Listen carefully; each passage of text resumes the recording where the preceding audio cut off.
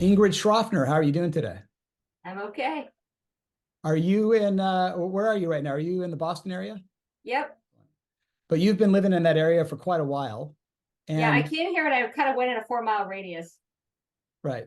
So you're definitely, I don't hear an accent. So you've definitely not got completely native, but you're a lawyer, you're an attorney, you've had some very senior positions. And you've also developed an expertise and you're an advocate for diversity, equity, and inclusion.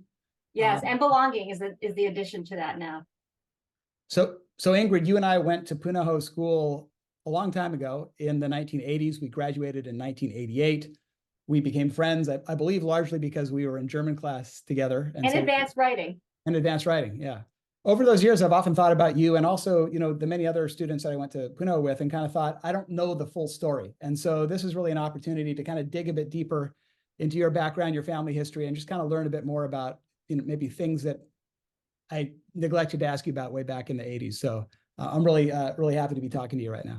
So so I came here to Boston College, and when you and I applied for college, and we graduated in 1988 from high school, the bell curve came out. And so Asian people such as myself, who were part white, I'm, as you know, a hapahali, which means half white or half foreign in Hawaiian language. We were told that we should apply as white if we could. And so that's what I did. But then when I got to Boston College, I started getting all this Ahana mail, which is the Asian, Hispanic, African American, like this conglomeration of ethnicities. And I realized, because someone told me that I was Asian, my roommate from Lynn, Massachusetts, didn't understand why I didn't know I was Asian. And I didn't really think of myself that way because in Hawaii, as you know, folks with mixed ancestry, particularly with Asian ancestry, are just part of the norm. That's the norm in Hawaii. And so I didn't really think of myself as anything different. But then at Boston College, I kind of started realizing I wasn't really involved in that sort of thing until I got to law school, when I was part of the Asian student organization. And actually, the president of that student organization was from Hawaii. And he saw me the first day of school and said, "Hey, I think you're from Hawaii." And I said, "How do you know?" He said, "Because the way you walk." I assume the comment about the way you walk, perhaps it was from years of wearing slippers in Hawaii and a certain gait.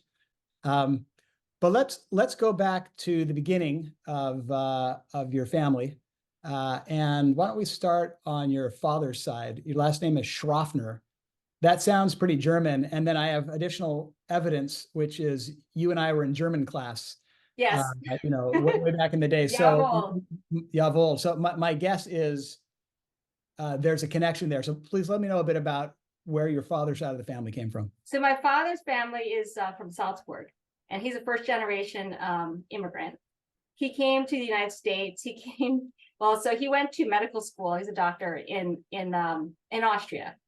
And he comes from a family of farmers, and he graduated from medical school and didn't want to be told what to practice. And his one other relative on this hemisphere was his cousin Willie, who had been sent to Hawaii to set up the BMW business. And so he thought, well, I've got one. If he wanted to go to America, and he had one relative in America, so he thought, oh, I'll go to Hawaii. He took a train to Nice, and then he took a boat to New York, and got on a Greyhound bus and took it across the United States, and then left out of California.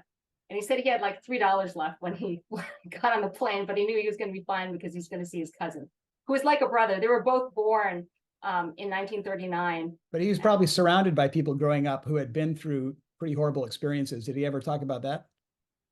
A little bit. We when I was in third grade, we saw Dachau when we were visiting relatives, and it was pretty horrible. I had nightmares like for like at least 3 weeks afterwards. But we also had my Oma with us, and apparently there was a priest in our family who died in Dachau. It's right over the border into Germany, and that's where Salzburg is as far as location. So your father decided to leave his home of Austria for the U.S. What was there about his personality that made him decide that he would have more independence and autonomy away from where he grew up, and what does that suggest about his motivations and his personality?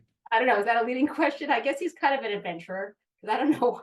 That strikes me. Well, especially the way he decided to go. He said, "Well, I didn't have a lot of money, so if you didn't have a lot of money, you were going to take a boat." Let's now start with your mom's side of the family. Who was she? What kind of a family did she come from, and how did they end up in Hawaii? So my mother's the youngest of six. My grandmother was a picture bride. And those were, for those who don't know what a picture bride is, those are pictures were sent from Okinawa and Japan to immigrants who had gone to Hawaii, so that the men could pick their bride from the pictures. And that way that the daughters could go to America, or, this territory of the United States, and no dowries would need to be paid. So it was a really good way to get rid of daughters without dowries in the rather sexist culture of Japan. And so I'm actually half Okinawan, not Japanese. And there's only a distinction between, only in Hawaii do you ever hear about the distinction, or in Japan versus Okinawa. Japanese can look down on Okinawans as being sort of a little bit possibly tainted, because the Okinawan men can grow full beards and are a little darker. And there's an Okinawan dialect that's not understandable by Japanese people, that my grandparents used to speak when they didn't want their children to understand what they were saying in Japanese.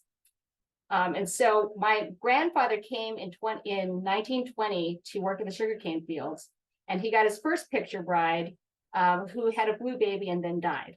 And so he needed another one. My grandmother actually was born in Maui, oddly enough, but she was born, and she and her sister were born, and then with the third kid, their mother died.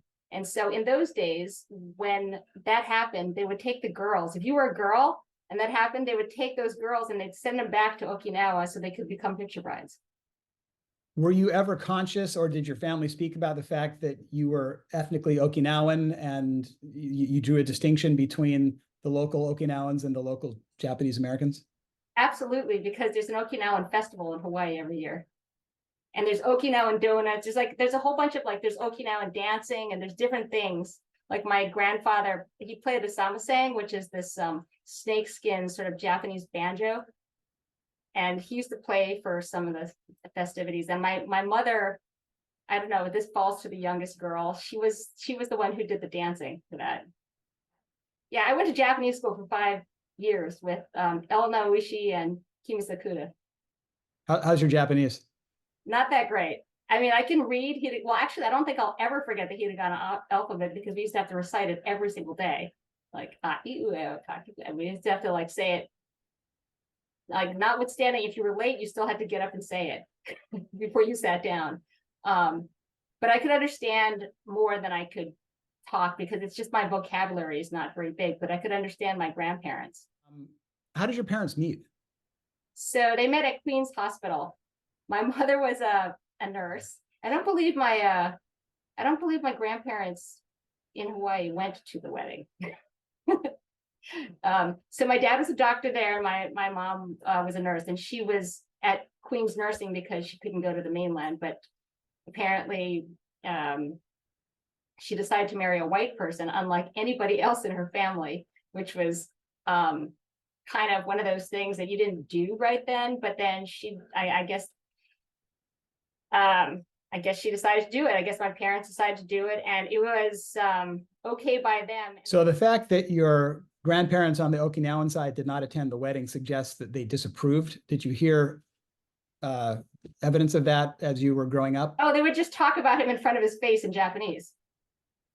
What would they say? Oh. We'd be at their house, and my grandfather, whom I actually really disliked, I actually thought he was a complete jerk, because he would expect me to clean the table immediately after everybody was done, if we're there. And if one of my brothers took their own plate to the sink, they got incredible high praise. But if I didn't immediately get up and start clearing off the table, I got yelled at in Japanese. But aside from that, he would say stuff like, "Oh, look at this, my lazy son-in-law. He comes to my house and he doesn't even mow my lawn." Stuff like that. So your parents, your father was from Austria, your mother was, from Hawaii, but had grown up in the Okinawan community. What kind of a home did they create for you and your siblings? Well, I guess it was like mixed with like both of that stuff. Like, I mean, we had the influence of, the Japanese stuff, because it's actually, there's more Japanese stuff around than say Austrian things in Hawaii. But there was an actual Austrian community because, like there's an Austrian society. We used to go to this dinner every year with the Austrian consulate. But yeah, there are a bunch of Austrians in Hawaii. And so was there anything about the way you were raised or just things that happened in your house that you can identify as definitely Austrian or definitely kind of from that tradition? Yeah. Well, I mean, we'd have Stollen every Christmas, and my dad would give Stollens to all of his like referring doctors and friends and whatever. And my brothers and I, like when we were old enough to drive, could make money delivering them for him. Did you grow up religious? Well, let's see. We started off Catholic, and then my parents decided to become born again Christians. And we went to probably like, let's see, a whole bunch of different churches. We went to, I don't know, Four Corners, like a whole bunch of different ones. And some of it was a little frightening, I guess, for kids. Just like some of these Texan people who'd come over to the First Assembly of God services with this whole slain in the spirit stuff, and like adults, professional adults talking in tongues, very, very, very odd for kids anyway. I actually found it to be kind of chaotic. So I actually got confirmed as a Catholic when I went to college. Feels like you've taken several journeys of the mind. I mean, you had these two different cultures which you had to navigate. You went through at least a couple of different religious beliefs. Is that something you feel comfortable with? Was it difficult transitioning from one, I guess, system of beliefs to another? Well, I don't know if it's transitioning. It's more like, I think we're all unique people, right? We all make our own choices. And I think there's always room for compromise. And even if the doctrines themselves don't provide for it, people can be people and can be realistic about what they want and can do and what they believe and who, what's true for them, what's authentic for them. Tell me if this is a leading question or not. Did you get interested in music? Did you get into music because of your exposure to religion? Because in church you sing and there's a demand for playing instruments. Is that how you became musical? Not originally. I mean, I've always sung, like from an early age. I've always sung, and I've always been able to hear tunes and then repeat them, and have tunes in my head. So I've been singing a really long time. I used to sing a lot at Faith Fellowship, and I learned a lot from the entertainers that came to the church. And actually, I was Miss Teen of Hawaii in 1987. And I did a lot of performing because of that role, because I happened to be somebody who sang. And so I would sing for fun runs and for, I don't know, for some Just Say No campaign. I was also on the schedule for singing for the offertory at church. So church did play a role in some of my singing. And before that, I also got solos a bunch of times in some of the kids' productions at the First Assembly of God, where Janet Barber, who was from the South and had all these big musical productions. Actually, one of the times I got a solo and I was singing at the Blaisdell Center, which was kind of cool for their huge like Christmas service, which was really neat. And so Miss Teen of America, which ultimately they ended up going bankrupt sometime in the 90s, but like at the time there were those two pageants, and the Miss Teen of America pageant was something that somebody I was in chorale with thought I would be good at, and honestly I didn't expect to win. And it was people from other islands too. I didn't even expect that. I thought it was like, I don't know, something a little bit more, I don't know what I was thinking. I've never been in one before. And then when I went to the national pageant, I couldn't, like, there were people who had been doing pageants since they were 5. Like, it was unbelievable. Like, I was so green. And I was also the shortest person there. How old were you when you went to compete in Miss Teen of America? I was 17.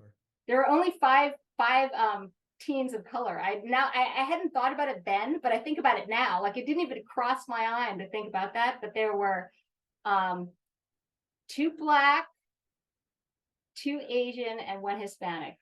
And the person who won was 5'8" and had dark blonde hair and blue eyes, just like the one who had won the year before. In fact, there was a picture of them and they look like sisters at the end of the whole thing. But like, it didn't even cross my mind to think about it until later. I was just looking at some pictures and like, oh my God, look at that. What did your parents think about you competing in and winning Miss Teen of Hawaii? Oh, they thought it was pretty novel. They were psyched, of course, but it was definitely novel. So what was it like growing up in Hawaii in the 70s? Do you have any memories that are like definitely Hawaii, definitely the 70s, that perhaps people would find interesting and be able to contrast with our current era? Growing up in the 70s, well, I mean, we didn't necessarily wear shoes, and we didn't have to, and the schools didn't make us, which I thought was kind of, I mean, it's something I took for granted. And then we got to 7th grade and we had to wear shoes. It was part of the dress code. And it was like, oh my gosh. And of course, my kids now, when I tell them that, they just can't believe it, because you wouldn't do that in New England. And even up to high school, we were allowed to run cross-country meets with taped feet if it was muddy. And actually, it was better to run with taped feet depending on the terrain. For instance, my senior year, it was the cross-country states was at the Mauna Kea resort on the Big Island, and part of it was on sand. It was like a stretch on the sand, and that's much easier to run in barefoot than it is with running shoes. When you were kind of going around town and around Hawaii with your parents, was it kind of clear that your mom was the local and your dad was the haole from, somewhere else? Oh yeah. Well, I mean, it was more clear when in the 70s when my brothers were playing like baseball at the Aina field, and like my dad would come pick up like my brothers, and he would try to be friendly to like the local coaches. And they kind of regarded him as sort of like nice but odd, but they put up with him more than other haoles because he was foreign, I think. So you went to Punahou all 13 years, from kindergarten through graduation in 1988. How did you end up in Punahou in kindergarten? I have no idea. I think my mother talked to some people, and I went to Waiakeola, which was a feeder for Punahou. So, do you have any special memories of any of that time leading up to high school? Anything that you especially cherish? Oh yeah, the banyan tree was awesome. That was like the most fun thing on the playground. Barwick, yeah, the Barwick Field playground. The banyan tree right there. Occasionally people would fall out of the tree and like break an arm, but it wasn't really a big deal. How do you think you fit in socially once you got into high school at Punahou? How did I fit in socially? I would say this. I had various groups that I fit into, but I was like the only common denominator in a whole bunch of groups. I was in the chorale. So I went to New Zealand with the chorale and I was part of that group, but I was also a runner. I was in cross country and track, and I was a long distance runner. So I hung out with all these runners a lot of time. I mean, we spent a lot of time running. If you're a long distance runner, that's what you do. And so I had all these friends who didn't do music. I was sort of, I guess, laterally part of these different groups. And then I was friends with some of the theater people, but I wasn't in theater because you can't do theater if you do sports, because you can't make the practices. And then like there was the group that hung out, as you know, since you were there, in the journalism room. So like there were these different groups that I kind of would like walk between. If I just was friends with all these different individuals from different groups. So as far as fitting in, I don't know if that's called fitting in. It's sort of just having friends in different groups. And you had a pretty diverse set of activities. You were singing, you were running. Was there one that sort of rose above the rest that you were truly passionate about, or did you really savor having that diversity of experiences?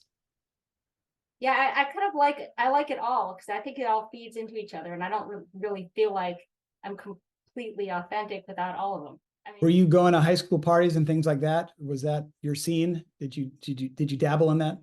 Well, I mean, there are parties, but like what parties do you go to? It depends on your group. Like, yes, I would go to some chorale parties. Yes, yes, I would go to cross-country parties, these great parties on the beach, which were awesome with a nice fire and everything. And track parties too. And, I mean, there were those, and I would go to them, but, I wasn't like the last person there or anything. And you felt comfortable in those situations? You didn't feel like, I don't know whether there was a divide between your religious self and then how you felt you should be acting in social situations. Well, I don't know that, you need to be telling people what to do. It's about like what you do. Just because if people are doing things that you don't necessarily want to do, doesn't mean you have to leave. Just because I'm a lawyer doesn't mean that, like, I tell people not to do drugs if they're doing it near me. I just, don't do it myself, and try not to be in a place where I, would be considered a facilitator. Well, that is a very good approach. Not everybody has that when they're a teenager. What they often feel like is either I need to act like these peers of mine, or they might not, think highly of me, or I might not fit in. But it sounds like you were completely comfortable in your own skin. And what teenager is completely comfortable? I don't know about that. It's more, no more leading questions. No more leading questions. I mean, I'm not, I don't think I was comfortable. It's just that, I would try to do whatever, whatever seemed appropriate, but not to make other people uncomfortable, because that's not nice, right?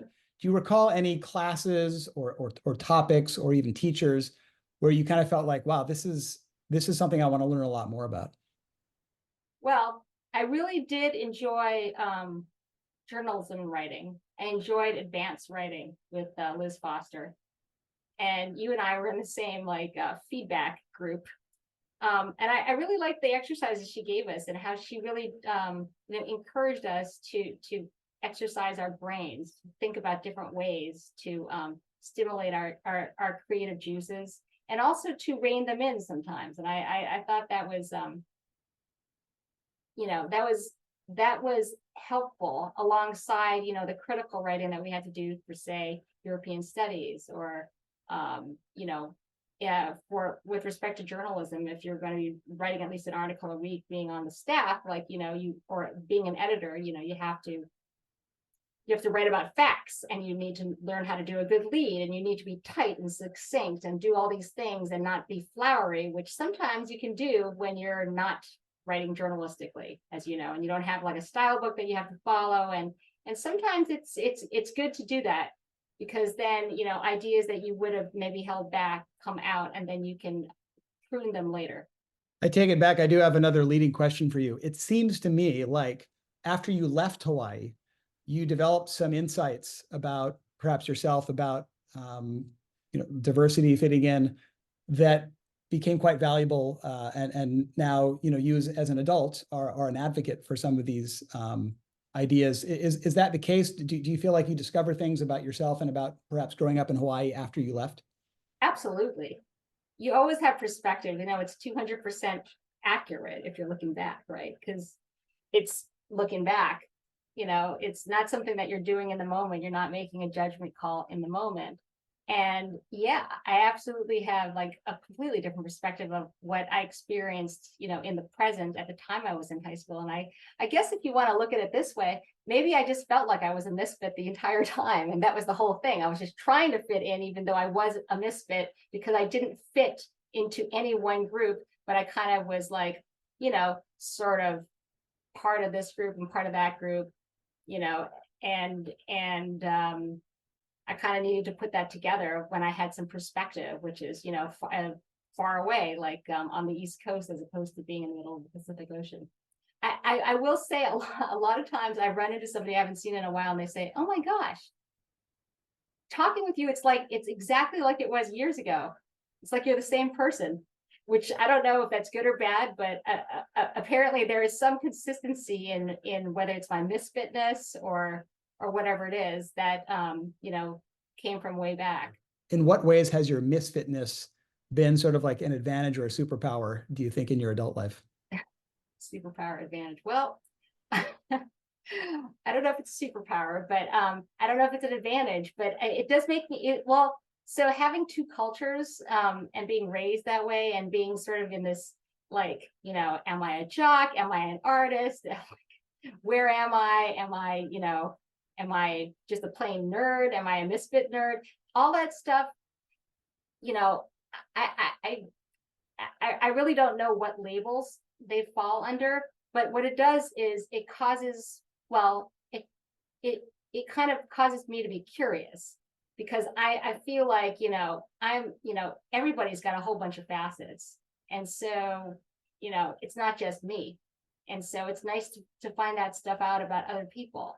And it's nice to, focus on the uniqueness of all of the people around you, because that's generally what I try to do in my diversity and inclusion and belonging trainings, is that, this is not just for people who are of color, people who are LGBTQ, people who are part of affinity groups. This is about every single person. Every person is a human being and has different facets, which sometimes show themselves more than others. And, really it's up to us to learn about them and see how they can instruct us about how to be, and about stuff that we don't know.